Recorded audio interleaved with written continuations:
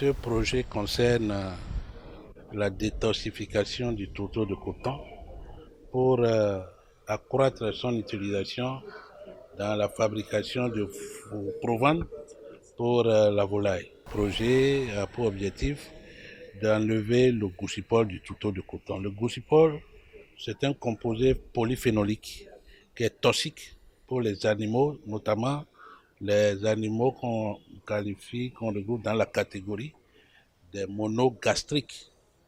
Il s'agit de la volaille, il s'agit du porc, il s'agit aussi des lapins.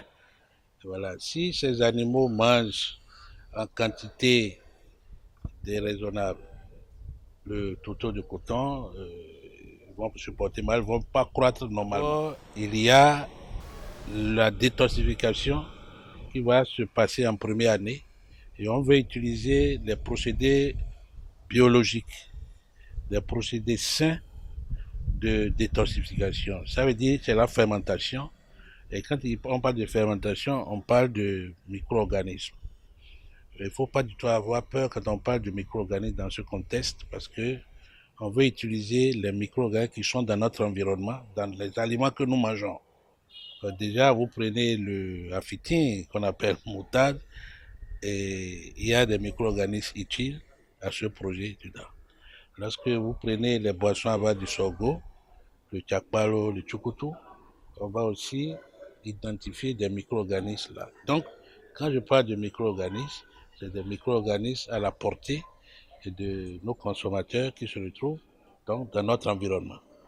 Donc, ça, c'est la première étape pour la détoxification.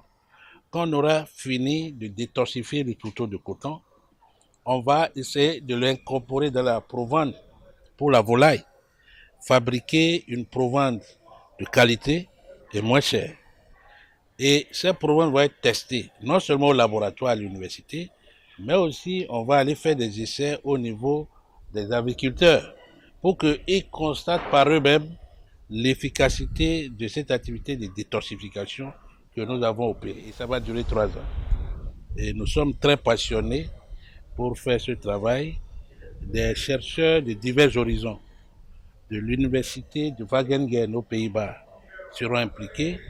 Des experts en matière de fermentation provenant de la société Ronfostec, toujours aux Pays-Bas, sont impliqués.